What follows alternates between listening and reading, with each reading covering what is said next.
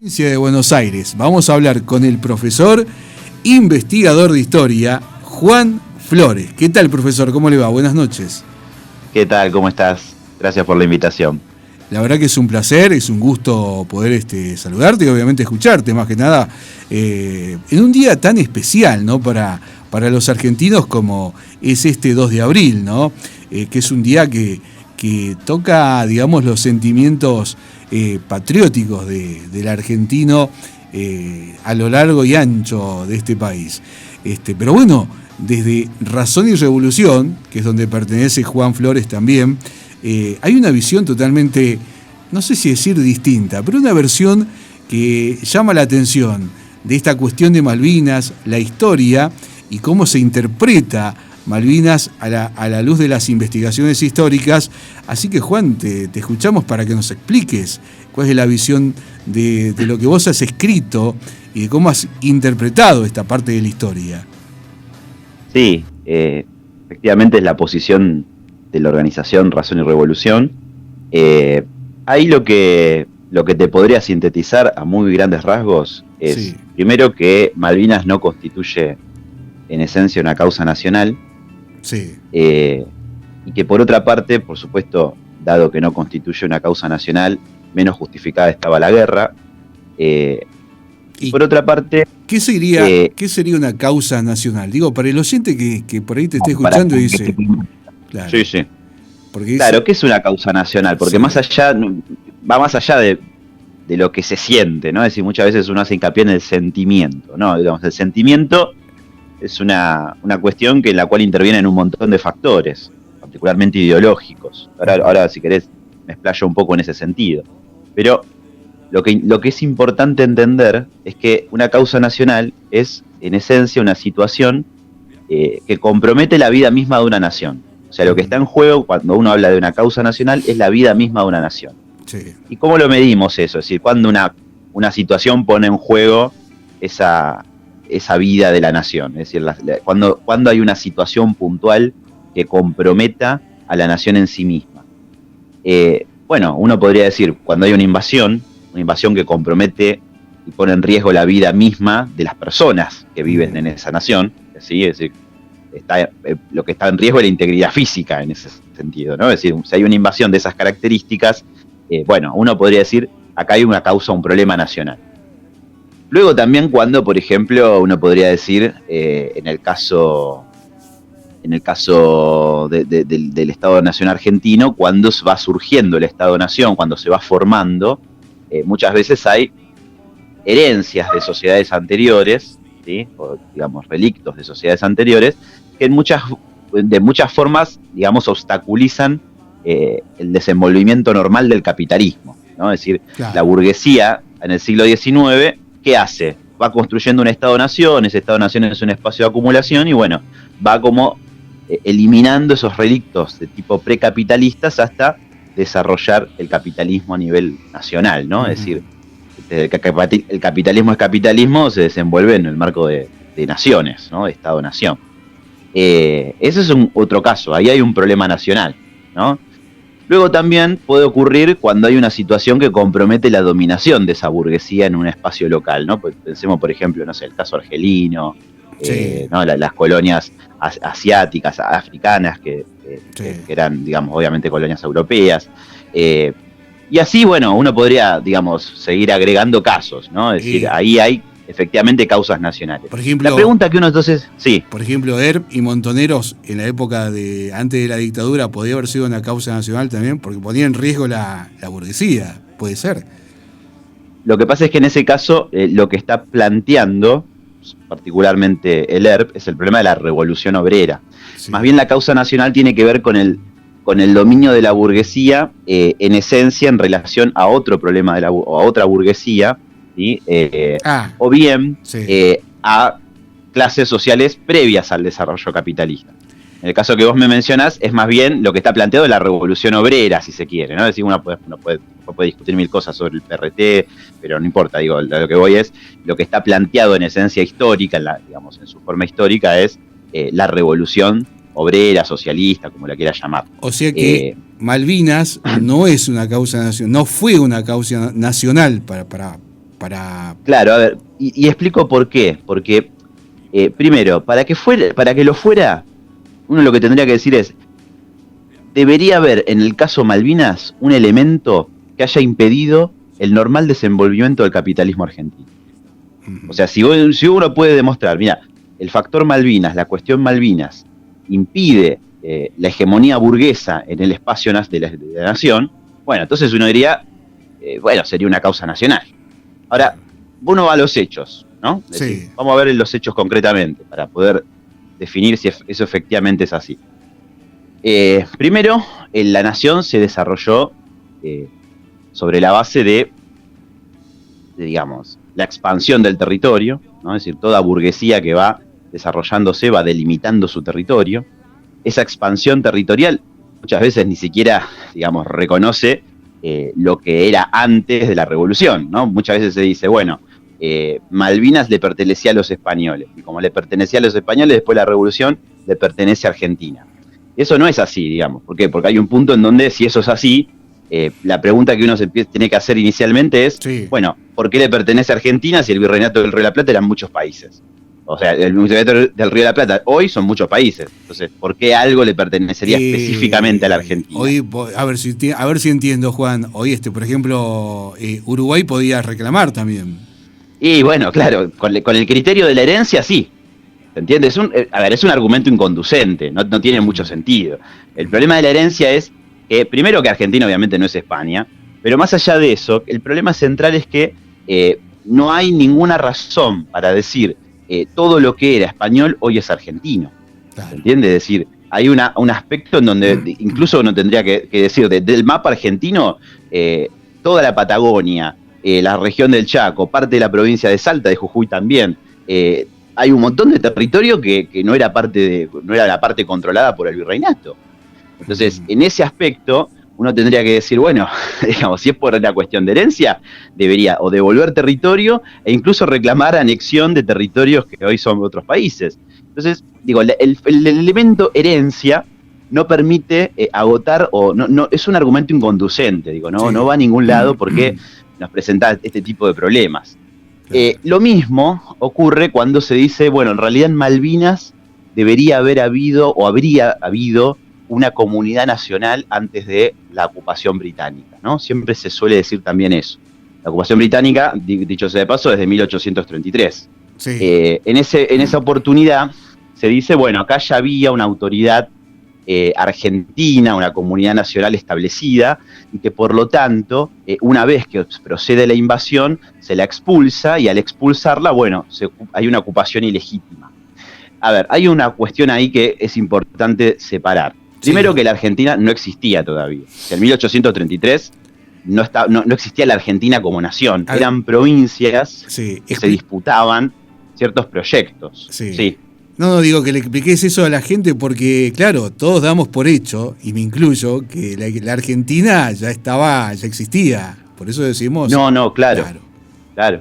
No, la Argentina toma forma recién, más o menos hoy lo que es el país, Argentina, uno podría ubicarlo recién entre el 50 y el 80.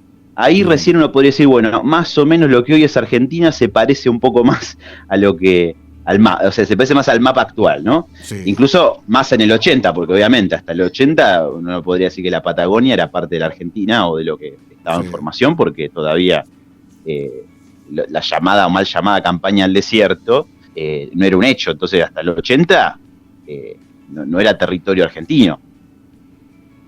Claro. Entonces, en 1833, cuando ocurre la invasión o la ocupación británica, ¿qué es lo que había ahí? En realidad, Buenos Aires, la provincia de Buenos Aires, no el país, porque no existía todavía Argentina, eran provincias en disputa.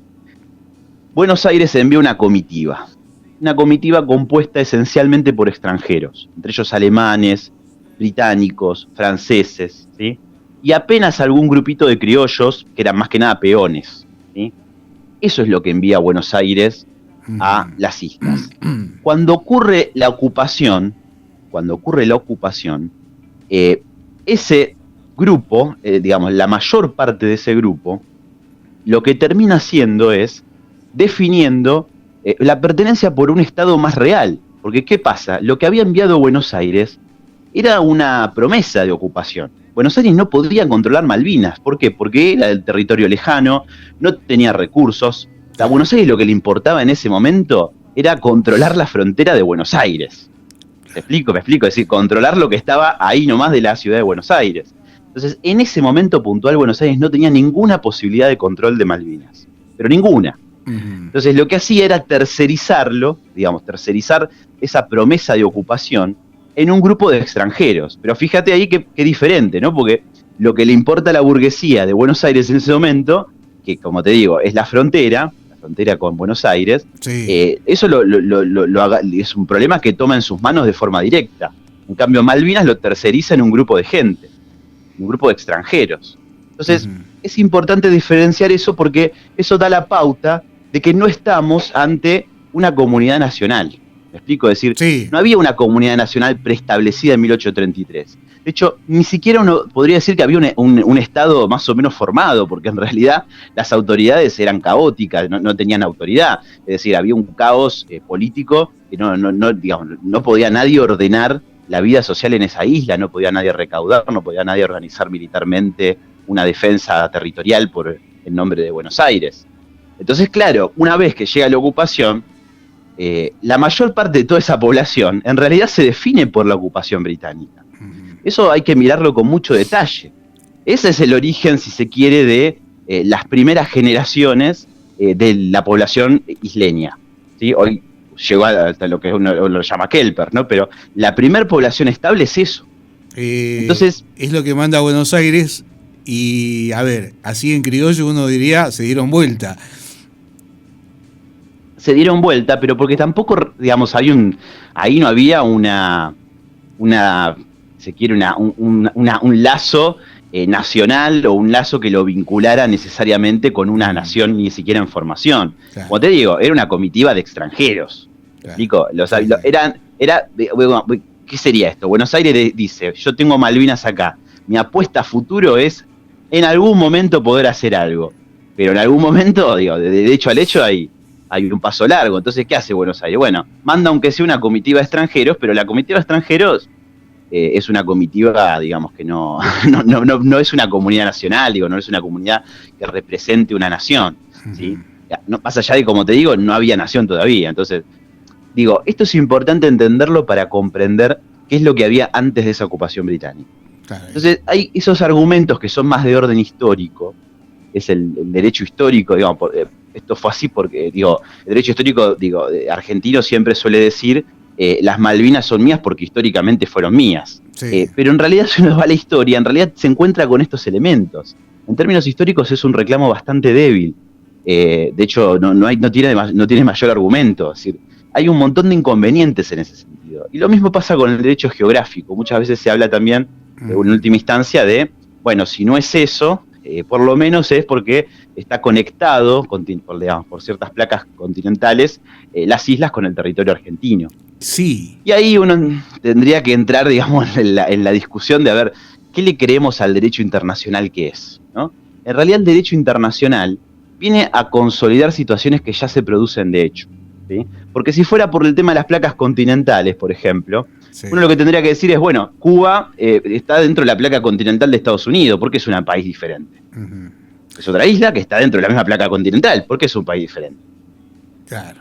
Lo mismo, uno podría encontrar miles de ejemplos, no quiero ahondar demasiado con ejemplos, pero lo que voy es, en realidad, el derecho geográfico, lo que ocurre es que viene a consolidar situaciones de hecho. ¿Qué situaciones de hecho? La situación en la cual la burguesía, o cada burguesía, históricamente, fue delimitando el territorio que pudo delimitar, ¿no? Es decir, esto fue mío, vos de acá, yo voy de acá hasta acá, vos vas de acá hasta acá, ¿viste? Obviamente todo esto mediante tratados, guerras, etcétera, pero es un proceso histórico que tiene esas características. Entonces, el derecho, geográfico, en realidad viene a ponerle letra a lo que en los hechos se estaba produciendo. Claro, es decir que en ese tiempo los dirigentes de la burguesía, lo que iba a ser la Argentina, no podían, y digamos, hasta uno puede pensar que no les interesaba mucho las islas. Es que no, porque ¿dónde estaba el negocio? Esa es la gran pregunta. ¿Dónde estaba el negocio para la burguesía de Buenos Aires? Y el negocio estaba expandir las tierras. Claro. El negocio estaba en la Patagonia, el negocio estaba en la frontera de Buenos Aires. Incluso el negocio estaba más en el Chaco, ¿no? Es decir, hay un montón de ocupaciones o de expansiones por parte de la propia burguesía argentina que obviamente fueron ganando territorio a costa, por supuesto, de matanzas y de expulsión de población, pero el interés claramente estaba puesto ahí, los recursos estaban, digamos, el interés por ciertos recursos estaban puestos en ese espacio. Las islas eran imposibles de poblar. Sí. Pensemos que incluso lo mismo ocurría con España pocas décadas antes, cuando fue la Revolución. España tenía una pequeña guarnición en Malvinas, que dicho sea de paso, ni siquiera España fue la primera ocupante de las Malvinas. La primera ocupante fue Francia, sí. Y después también Gran Bretaña, y después a España por descarte le llegan las islas. Digo por descarte porque nadie las podía poblar. Entonces, ¿qué hace España? Deja una guarnición, y cuando viene la Revolución, ¿qué prioriza España? ¿Prioriza las islas? No, prioriza Montevideo, ¿no? La guarnición militar que estaba establecida en Malvinas la envía a Montevideo. Entonces, eso da la pauta de que era un territorio muy imposible de poblar, digo, era un territorio realmente con ciertas dificultades naturales que hacían que cualquier población fuera relativamente esporádica. La primera población estable es la de la que en 1833 efectivamente se define por pertenecer a Gran Bretaña. Digo, nos guste o no, históricamente fue así. Digo, puede ser antipático, pero fue así. Ahora, entonces, ocurre eso, sí. Te hago una pregunta ahí. Si Buenos Aires hubiera querido, porque Buenos Aires era como la cabeza de la Confederación Argentina, o Juan Manuel de Rosas si hubiera querido, ¿podía mandar algo para recuperar ahí nomás, después de la fragata Clio, ahí nomás al mes, al año? ¿Podía haber hecho algo para recuperar las islas?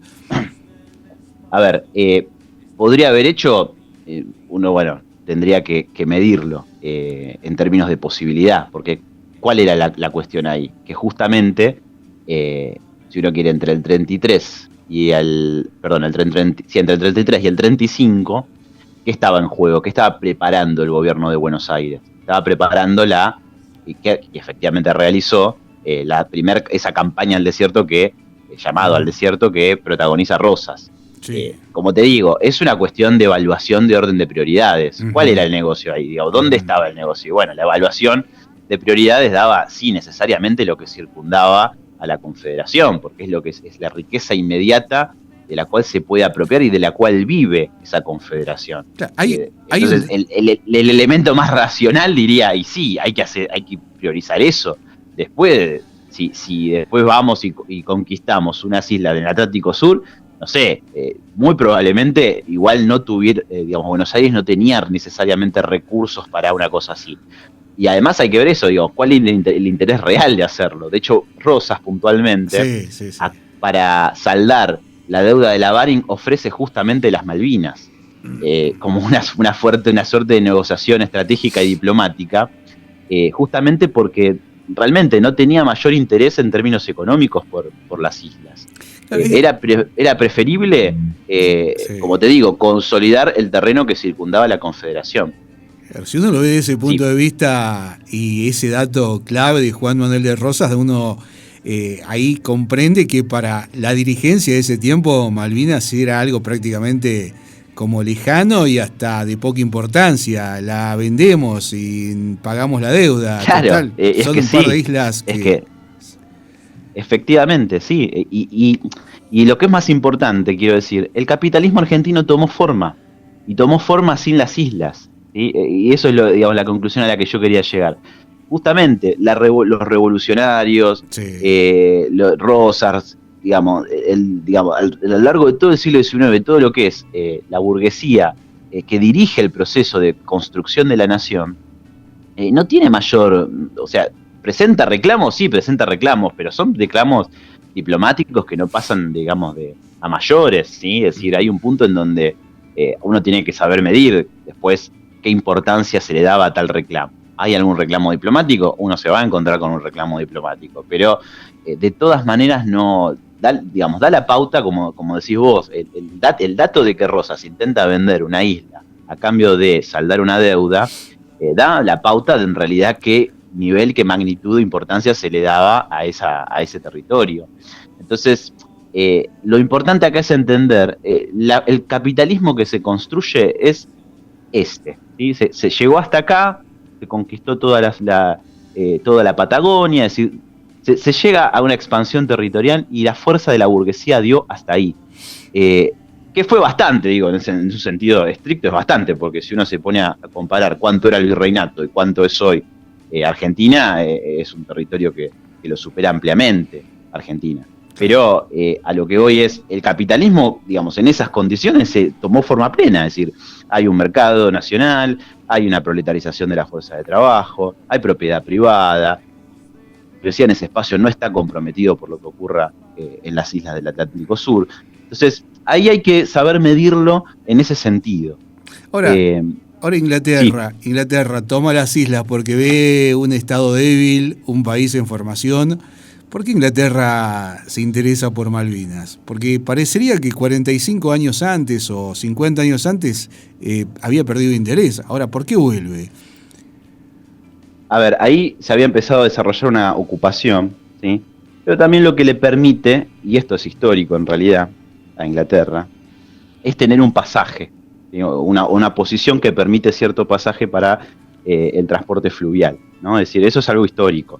A Inglaterra eso le interesa enormemente, o siempre le había interesado, porque conecta, de alguna manera, o conectaba, digamos, los océanos, ¿sí? Es decir, es un punto en ese sentido muy estratégico. Acá ni siquiera el problema era necesariamente, el petróleo, ¿sí? Hoy por hoy se pone mucho hincapié en el factor económico, sí. ¿No? El elemento la pesca. Petróleo. Obviamente estamos en... Claro, Malvinas, a ver, uno lo que tiene que saber en términos económicos, y esto yo también lo quería introducir, hay un elemento que por ahí no se mide con cierta exactitud. La principal actividad económica hoy de Malvinas es la pesca, en un nivel que incluso en parámetros del mercado mundial es marginal. Alcanza para sostener la isla, pero no representa una porción del comercio del rubro, digamos, demasiado significativa. Y respecto al petróleo que te decía, el petróleo hoy por hoy es una especulación. Hay un punto en donde uno se pone a ver en detalle cómo fueron los procesos de exploración, cómo fueron los resultados de las exploraciones. Digamos, apenas se han encontrado algunas reservas, pero digamos, muchos puntos secos, pocos puntos negros. Y acá el problema es, porque hay que saber, digamos, comprender que haya petróleo, que pueda haber en alguna parte petróleo, no lo hacen, digamos, rentable económicamente. De hecho, eso es importante para desmentir a aquellos que dicen, bueno, si digamos, ponemos una bandera en Puerto Stanley, Argentina va a tener riqueza que le va a permitir relanzar su capitalismo, por decir de una manera, ¿no? O Puerto Argentino, porque si decimos Puerto Stanley, algunos se puede enojar. Puede sonar a, ¿cómo diría? Puede sonar a patria, ¿no? Sí. Pero te van a poner Sir Juan, te van a decir. Pero ese fue el nombre que le puso la dictadura también. Bueno, pero a lo que voy es, el problema acá es que en materia económica, ¿sí? En materia económica de las islas, quiero decir, sí. Es todo especulación, qué es lo que puede efectivamente haber. Te decía, que haya petróleo no lo hace rentable. Sí. Pensemos, por ejemplo, Vaca Muerta, ¿no? Vaca Muerta es mucho más promisorio que lo que ocurre con Malvinas. Sí. Mucho más promisorio. Sí. Es una región que es más explotable por la forma en la cual se puede extraer. Obviamente es otro método de extracción, ¿no? Sí. La calidad, etcétera, etcétera. Y ha vuelto a la Argentina, o sea, el Vaca Muerta convirtió a la Argentina en de las principales reservas de gas y de petróleo. ¿Sí? Y este negocio, que es más promisorio, tiene enormes dificultades para despegar, pero enormes. Uh-huh. O sea, pensemos que requiere una inversión 20 veces mayor que todo lo que se invirtió en 2019, 20 veces mayor. Y aún así hay que ver cómo se mueve el petróleo, el precio del barril, ¿no? Porque en un mercado saturado hay que ver qué ocurre con el precio del barril. Entonces, en esas condiciones, un negocio mucho más promisorio como Vaca Muerta no puede despegar el capitalismo argentino, pero no podría garantizar en absoluto todos los objetivos que tenían previstos con el proyecto. Entonces, imaginemos Malvinas.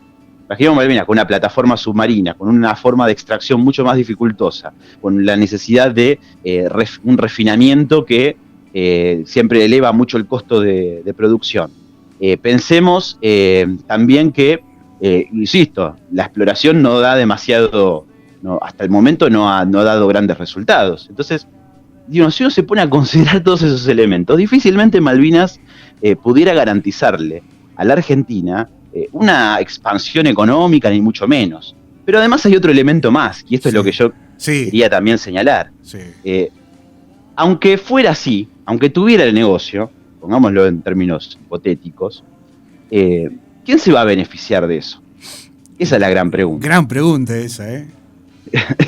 Es que sí, porque es la pregunta, digamos, elemental, porque es la pregunta que involucra al oyente, al trabajador, a la persona que en realidad es un obrero que vive, digamos, viajando en transportes desbordados, que se atiende en el hospital público, le falta un montón de insumos, que, digamos, las escuelas se caen abajo, es decir, el que le afecta realmente la vida misma, la vida cotidiana, no va a haber un peso de eso, porque el que va a ver, digamos, realmente la riqueza de eso es el empresario que, asociado al Estado, viaja y hace sus propios negocios.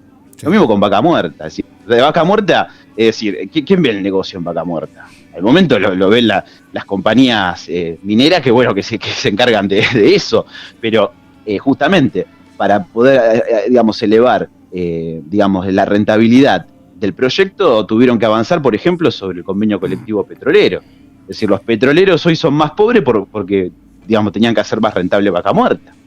Entonces, hay un punto en donde, si uno lo mira desde el ángulo de clase, si uno pone el eje en el ángulo de clase, el problema es más claro. Es decir, aunque la Argentina vaya y ponga una bandera, ¿sí? Va Alberto Fernández, pone una bandera en Malvinas, las Malvinas no van a ser de los argentinos, porque en realidad, de los trabajadores argentinos, ¿no? Porque en realidad la tarea no es recuperar Malvinas, la tarea es recuperar la Argentina para los obreros. Ese es el verdadero problema. Ahora, vos, yo te entiendo perfectamente, y si esto lo planteamos, no sé, en un aula y con la formación académica que tenemos desde niños, suena hasta escandaloso, pero ¿qué me estás diciendo?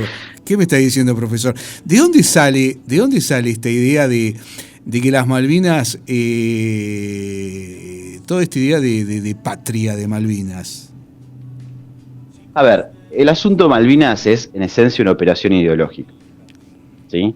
Es un reclamo histórico que, digamos, en la fase de construcción del Estado-Nación, fue un reclamo, como te decía antes, menor.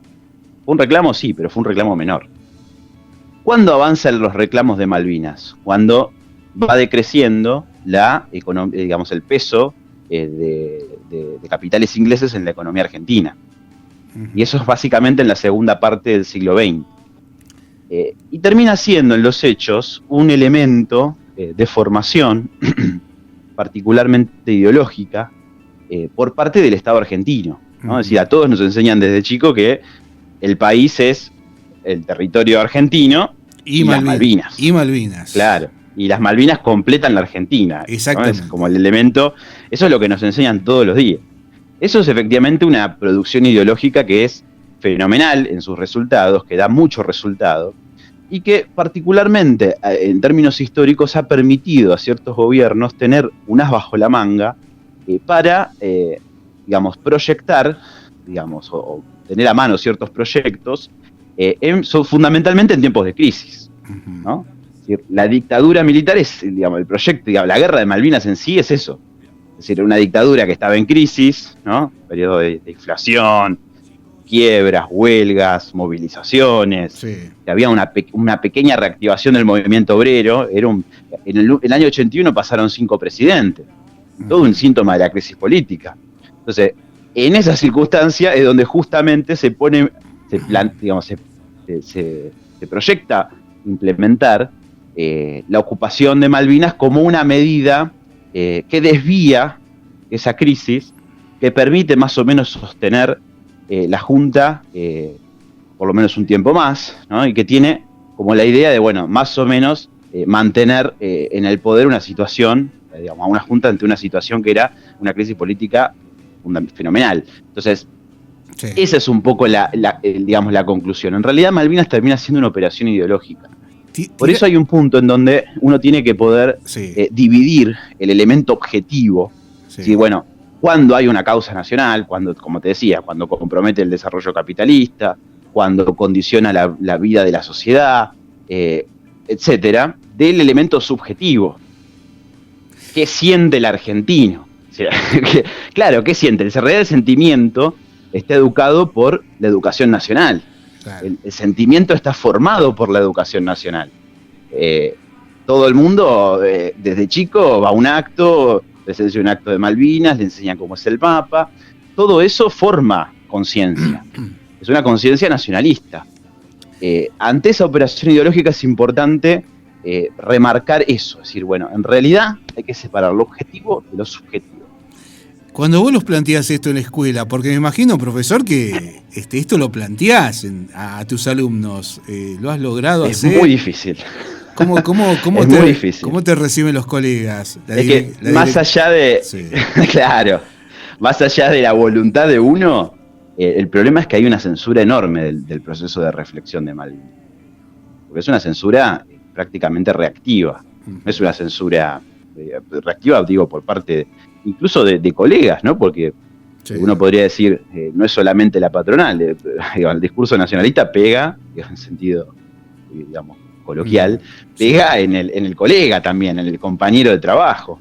Entonces, hay un proceso de censura muy, muy fuerte para poder discutir eso abiertamente, particularmente en la escuela, ¿no? Por supuesto. Yo te iba a decir, esta semana hubo, si no me equivoco, una jornada, esta semana no, iba a haber unas jornadas, no conozco a los que la organizaban, pero unas jornadas en la Universidad de Buenos Aires, en la Facultad de Sociales, que tenía de título Repensar Malvinas, Rethinking Falklands, ¿no? Era porque tenían invitados de Inglaterra. Sí. Fue un caos. Hubo toda una, particularmente por agrupaciones kirchneristas, sí, hicieron la vida imposible y tuvieron que forzar, primero la querían hacer cancelar, pero forzar aunque sea el cambio del título. Efectivamente hay una, y ni siquiera es que, creo que los organizadores ni siquiera es que plantean lo que planteamos nosotros, es decir, que deben pensar que las Malvinas son argentinas, es decir, pero fíjate que hasta tal punto llega la censura para reflexionar el problema Malvinas, hasta tal punto llega la censura a pensarlo científicamente, sí, que ni siquiera se aguanta un Rethinking Falklands en un título. Claro, que sí. Es decir, hay un tono... Que es irrelevante, claro, digamos, ¿no? Que es irrelevante. Claro, es que es irrelevante. Pero, claro, ¿cuál es el problema? Hay toda una formación nacionalista que... como te digo, educa el sentimiento. El sentimiento nacionalista es eso. Entonces, más allá de lo que uno sienta, es una producción ideológica. Uno lo que tiene que evaluar es, objetivamente, ¿hay una causa nacional? ¿Cuándo hay una causa nacional? Malvinas, digamos, cumple los requisitos uno para poder hablar de causa nacional. Uno tiene que analizar eso, poder separar un elemento del otro, y así, digamos, llegar a conclusiones científicas. Es decir, bueno, si esto es efectivamente una causa nacional, uno tomará una posición política. Pero si no lo es, digamos, tiene que... Sí. Suena una gran manipulación, quería decirte. Es que, a ver, la educación nacional es una gran manipulación. Es una gran manipulación. La construcción del factor bandera, la educación en las insignias patrias, la educación en el... como se le diría el panteón nacional, ¿no? Los grandes próceres, sin negar, por supuesto, que esos grandes próceres eran revolucionarios, ¿no? Por supuesto, pero forman parte, digamos, vistos desde la producción de la educación en la escuela, es una producción ideológica, forman parte de una gran producción ideológica. Ahora, es interesante, los alumnos, ¿cómo toman esto? Porque si le has dado texto, me imagino que les has dado texto para que los alumnos puedan leer y puedan reflexionar. ¿Cómo toma el alumno esta investigación que vos hiciste? Bueno, mira, hay muchos alumnos que depende también mucho del contexto histórico, ¿no? Es decir, yo soy medio, no soy grande, pero tengo 34 años, pero en el 2001 tenía 13, ¿no? Yo quisiera ver cómo era el aula a los 13 años, cuando yo tenía 13 años, para un docente que quisiera llevar un planteo que ponga en crisis esta cuestión, ¿no? Porque era toda una situación de que se ponía en entredicho la política, la vida misma en el país, es decir, había toda obviamente la convulsión que produjo el argentinazo, tuvo incluso impacto, no diría hasta hoy, pero bueno, hoy ya prácticamente eso está completamente aminorado. Ahí tiraste un dato muy interesante, porque en 2001 tuvimos creo que 5 presidentes en una semana, y en el 81 creo que me dijiste 5 presidentes, ¿no? Bueno, pero yo te iba a decir, mirá, en el 2001 pasó, obviamente el argentinazo, todos los pedagogos, todos los que hoy se dedican a la educación en historia, o sea, a la producción de materiales que forman a los docentes que educan en historia en las escuelas, empezaron a concluir que había que encarar una forma de trabajo en el aula que a lo que apuntaba era a construir ciudadanía participativa. Sí. Esa era la terminología. ¿Qué significa eso? Todos nos sentimos argentinos y participamos, ¿no? Claro, ¿qué había en el medio? El argentinazo, ¿no? Sí. Que decía, ¿cómo lo caracterizaban? Como una crisis no lo veían como una oportunidad, lo veían por su sentido puramente negativo. Obviamente una crisis era, pero lo veían en un sentido muy negativo, en el sentido de es una crisis que pone en entredicho el vínculo nacional, ¿no? El vínculo con la burguesía argentina, hay un punto, no lo decían en estos términos, pero uno lo que entiende es eso. Digamos, el miedo que había era que se ponga en entredicho eso. Entonces, ¿cuál era el elemento con el cual empezaron a fomentar la educación en el aula? Que había que construir ciudadanía participativa, ciudadanía argentina participativa. ¿Se entiende? Es decir, ahí hay todo un elemento, fíjate cómo te digo, hay todo un elemento que va formando a los estudiantes, a los ciudadanos en general, a todo el mundo que pasa por una escuela en la Argentina, y en todos lados, porque obviamente es una operación, digamos, que forma, digamos, a nivel de la ciudadanía de todos los países, sí. Pero es hay todo un montón de elementos que uno tiene que poder desentrañar. Y eso es parte de, digamos, poder hacerlo, es parte justamente de la tarea que tiene, bueno, yo soy de Razón y Revolución, tiene un partido que se reivindica revolucionario, tiene que poder diferenciar o poder, digamos, señalar, desnudar el problema ideológico y poder, digamos, mostrar el camino para el cual a la clase obrera no le queda otra que sus reivindicaciones de clase, en términos históricos, ¿sí? Esa es, digamos, una función elemental para poder avanzar en ese sentido. Qué interesante, la verdad que pasó rápido el tiempo, Juan, y es muy interesante, digo yo, cualquier docente que se precie de buen docente debería escuchar esta parte o este punto de vista, porque es interesante, y si lo vas a contrastar científicamente, es interesante porque te explica claramente lo que pasó allá por 1833 y cómo se fue dando este proceso para llegar hasta hoy, ¿no? En definitiva, ¿cuál sería la conclusión, Juan, de esta cuestión emocional que tenemos? Digo, me incluyo porque yo también, uno llega el 2 de abril y se emociona, ¿no? Y me emocioné con el excombatiente de hace un momento que le hice la entrevista. A ver, yo igual con todo esto, sí, yo no quiero, por supuesto, no quiero dejar de reconocer que en el excombatiente, por un lado hay una víctima y hay una víctima, digo, de la política del gobierno, la política de la dictadura, sí. Y que, por supuesto, ante esa situación, no sea un problema serio, ¿no? Es decir, yo en ese sentido no es ni siquiera una condena de aquel que haya ido a pelear, a que haya entrado en el reclutamiento a pelear en las islas, por supuesto que no es una condena en ese sentido, sí es un llamado a la reflexión, es un llamado a la reflexión para poder, digamos, avanzar en posiciones y entender, digamos, que acá hay un problema serio que es el nacionalismo. Y vos me decías, bueno, ¿cuál es la conclusión general? Yo quería repetir una oración que te dije hace un rato. Sí. La tarea no es la recuperación de Malvinas. La tarea inmediata para la clase obrera no es Malvinas, no es la recuperación de Malvinas, es recuperar la Argentina para la clase obrera. Es esa reivindicación la central. Entonces, me parece que eso es un poco lo que define, lo que sintetiza todo lo que estuvimos hablando. Sí.